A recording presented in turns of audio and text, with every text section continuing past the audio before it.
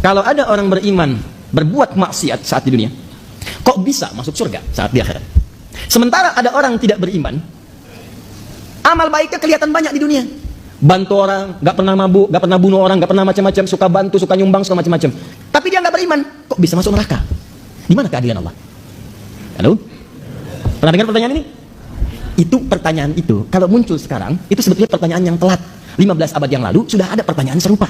Nah, siapa yang bertanya itu? Sayyidah Aisyah Ummul Mukminin radhiyallahu taala anha bertanya kepada Nabi, ya Rasulullah, itu si fulan belum beriman, tapi amal baiknya kelihatan banyak banget, suka bantu, suka nyumbang, suka ini, suka itu. Nanti di akhirat masuk surga enggak? Anda tahu, begitu pertanyaan itu muncul, yang turun langsung surah dengan namanya Al-Furqan. Ayat yang ke-23. Tuh. Ya, kalau Anda nggak belajar nih isi-isi di Quran, kadang-kadang tuh logika semacam ini kalau iman kita lemah itu bisa langsung jatuh seketika. Dan ketika jatuh pada titik nol itu mudah diarahkan kemanapun. Ini nggak usah takut kalau Anda disebut oleh sementara orang kamu nggak kaya, nggak apa-apa, cukup hidup.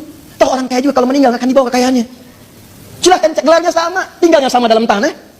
Nggak percaya silahkan, dia meninggal, antum meninggal, sama aja. Nggak ada orang dikuburkan dengan mobilnya, dikuburkan dengan handphonenya, dengan rumahnya, dengan kebanggaannya, nggak ada. Kenapa? Karena yang dibawa ketika dia pulang ke tempat lain bukan bekal dunianya, ini habis, tinggal. Apa yang dibawa ke akhirat? Yang dibawa itu bekal amal akhirat, bukan dunia. Jadi tidak adil kalau ada orang ke akhirat bawa bekal dunia, itu nggak adil. Yang adil itu siapa yang bekal akhirat? Begitu kamu ingin ke sana, bawa bekal itu. Jelas? Nah sekarang persoalannya, apa bekal akhirat itu? Bekal akhirat itu cuma dua, kalau ingin masuk surga. Dua bekalnya. Satu iman, kedua amal soleh. Iman plus amal soleh. Ini caranya. Saya ulang. Satu iman, dua apa? Amal soleh. Buka Quran surah kedua, Al-Baqarah ayat 25, paling kanan sebelah atas. Wa basyiril ladzina amanu, iman, wa amilus solihati, amal soleh, anna lahum jannatin tajri min tahtihal anhar. Maka orang yang punya iman dan membuktikan imannya dengan amal soleh itu, kami akan jamin muaranya dengan surga, dengan segala keindahannya. Sungai-sungai mengalir di bawahnya dengan segala ragam dan jenisnya. Ada air susu, ada macam-macam, ada madu dan sebagainya. Maka kalau Anda ingin masuk ke surga, bekalnya cuma dua. Satu apa? Iman. Kedua apa? Amal soleh. Ini bekalnya. Pertama iman, diberikan bekal semua. Semua yang lahir itu membawa iman dalam dirinya.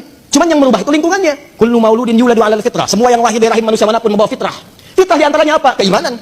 Dari mana tahunya? Buka Quran surah 30 ayat 30. Fa aqim wajhaka lid-dini hanifa. Hadapkan dirimu kepada din yang sesungguhnya, yang lurus, yang benar. Apa itu din? Islam. Tahu dari mana? Quran surah ketiga ayat 19. Inna dina 'indallahil Islam. Teruskan ayat yang tadi. Fa aqim wajhaka lid-dini hanifa. Din Islam. Fitratallahi allati fataran nasa 'alaiha.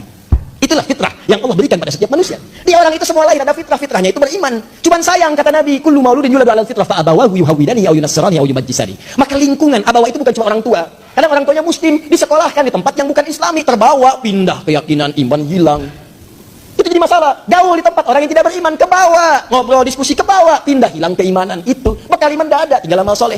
Apa bentuknya amal soleh? Nih, banyak. Setiap kegiatan kita berpeluang jadi amal soleh kalau dilakukan dengan iman. Contoh, mau duduk? Bismillah. Begitu saya duduk, itu kalimat bismillah ya, itu yang menjadikan duduk saya mendapatkan pahala. Itu yang disebut dengan amal soleh. Nah, yang jadi persoalan, yang tadi itu yang pengen ke surga, dia berhasil dengan aspek yang lain, buat baik, cuman dia nggak punya iman. Iman itu yang menjadikan amal jadi soleh. Kalau nggak ada iman, amalnya tidak disebut soleh. Amal aja. Amal itu dibagi tiga. Satu amal soleh, dua amal salah, ketiga amal aja.